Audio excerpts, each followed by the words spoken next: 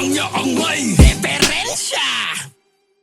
Balikan natin ang baliw na may saltik at itago sa pangalang Michael Latek. Hanggang ngayon walang tira, dinadaan sa bibig. Kayabangan niya sa ulo na puno ng insect. Kapag nagkwento tong tarantadong tong walang mod, lumalabas mga salot sa bunganga ng gagong ko. Panay panira sa iba, puro panlalait. Palibhasa kasi mahaba na kanyang lawit. Di nakapani-paniwala, Halatang inimbento. detalye ay parang nakakahiwang kutsilyo. Ang real talk sa'yo, Masama ka ng tao. Michael Latek, hindi ka na magbabago. Nang may kalatek, walang silbi sa OPP. Naging pabigat sa grupo na walan ng pake.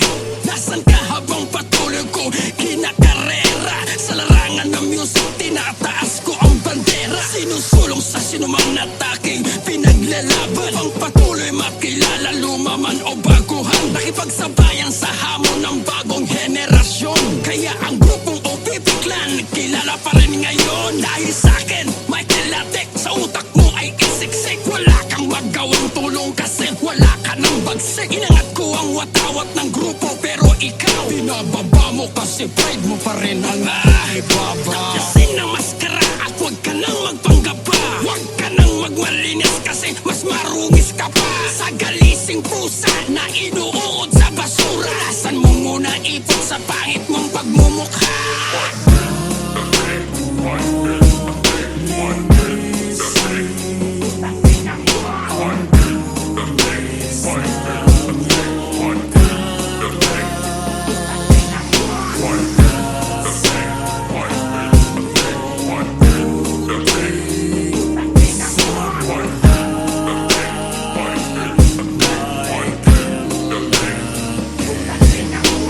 Wow, panay pabida sa iba. Magaling daw siyang mag-rap at yan ang sabi niya. Hindi ko daw kayang gayahin ang estilo niya. Teka, nagbibiro ka ba? Baka baliw ka na. Hardcore lang ang alam at yun lang ang kaya niya. Hardcore na nga lang pero namamaus pa sa isitan recto. Sumali sa rap contest. Maraming magaling at maraming kang twister. Apat tayo, bakit parang tatlo lang ang nagdala? Hanggang sumuko ka at kami ni Alex ang nag-speed rap ang kalaban. Pero ako pinambato mo. Ibig sabihin, Michael, di ka mahusay na to. Kasi alam mo sa sarili mo na hanggang dyan ka lang. Yung mabagal mag-rap, yung walang buhay pakinggan. 2023 na tayo, hanggang ngayon ganyan pa rin. Hanggang kwentong barbero lang ba ang kaya mong gawin? Kapag tumanda ka na, ano ang katibayan mo? Pag nagtanong ang anak mo, anong may papakita mo? Na mahusay kang musikero, magaling mag-rap. Kung puro kwentong barbero ka lang, puro pagpapanggap. Gago! Ano ang feeling mo? Na kaya mong talunin ang laman ng utak ko? Di ako katulad mo na mababang kalidad. Ikaw ay kupal pa rin hanggang magkaedad. Di ba mapanghusga ka kaya husgahan ka rin? Upang malaman ng iba kung gaano ka itim ang budhi mo. Napakasama mo ng negro. Darating din ang araw ng karma mo. Ba't mo sinasabi na inggit ako sa motor mo? Eh bulok na yan nung inutangan mo ang amo mo. Hanggang ngayon, di mo pa rin yan mabayaran. Di ka nagpapakita sa araw ng singilan.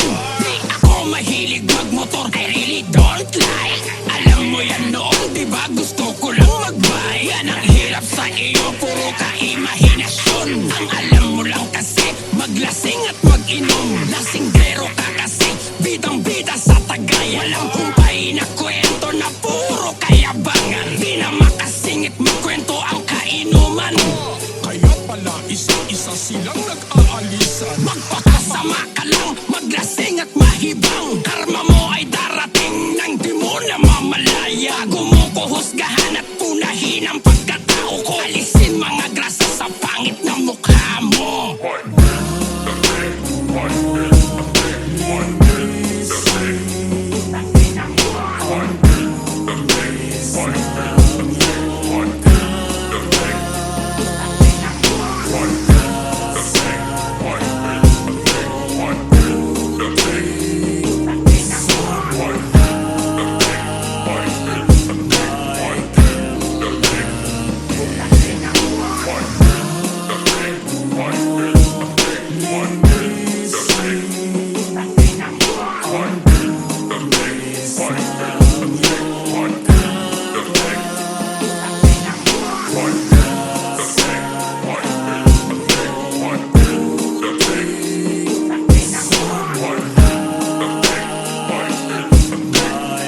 Michael, makinig kang mabuti. Nawawalan na ng tiwala ang mga kausap mo. Alam na kasi nila na puro ka lang kwento. Napapansin mo pa ba? Wala ka ng mga kaibigan. Pinapansin ka lang kapag may ambag sa inuman. Si Tata, isa sa pinakamatalik mong kaibigan. Ano ang ginawa mo? Di ba siya ay ginulangan? Nang dahil lang sa pera, nag-asal hayop ka. Ngayon ako naman ang iyong sinasamantala. Balik issue sa jingle. Nang dahil lang sa jingle, lumabas ang sungay mo at ang ngipin mo'y nagkapangil. Nagkabuntot at bigla mo kong inaway. Kulang daw kasi ang perang aking binigay. Gusto mo mas lamang ka, ba't ikaw ba gumawa? Nagsulat at kumanta, nag-arrange at nagtema. Nagpakapuyat ka ba sa gabi? Di ba hindi? Masama ang iyong loob, gusto mo lamang sa hati ko. Kasi ang kumausap dun sa politiko, di ba yan ang dinidiin at dahilan mo? Pero bago mo nakausap si Ja, hey, may lumapit sa'king staff niya at ito ang sabi, gawan ko raw siya, nag-usap kaming dalawa. Kasi ayaw niyang maniwala sa tulad mong puro boka. Lang ang kaya mong gawin, kaya di pinapansin. Kasi lahat ng politiko may tiwala sa'kin. Di mo ba mag-gets, Michael? Lahat sila'y ayaw sa'yo. Kahit anong kwentong paninira ang gawin mo, sa'kin pa rin lumalapit. Ano man ang iyong pili ka kasi marunong kumantat, lumikha ng beat. May resibo kasi ako at merong katibayan. Ikaw walang maipakita, puro kwento lang.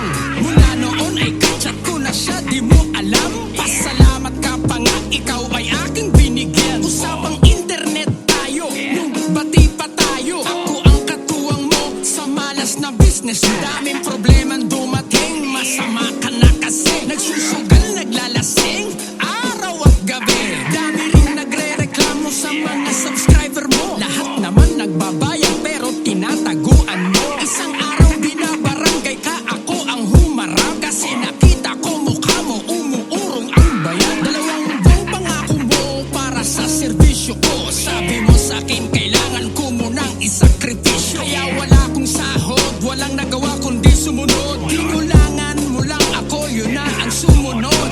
Kaya ka nalulugi, ugali mo ay piste. Tigil-tigilan ang asal na di mabuti. Ito seriously, Michael, alalahanin mo yung mga araw na nagdaan sa akin.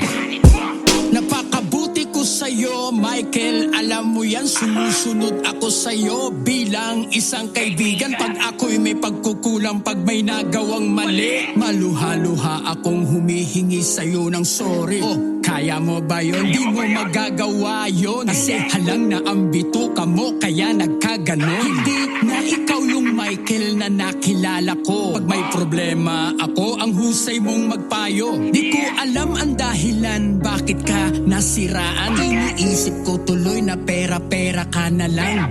Kaya ba tablado na kaming dalawa ni Tata? Nang dahil lang sa kita, ugali mo'y sumama. Kaya sige, ituloy mo lang ang kwento mong mapanira. Babuyin mo kami sa kwento mo ni Tata. Pero bago mo kami laitin at husgahan, hugasan mong itsura mong lugmok sa putikan.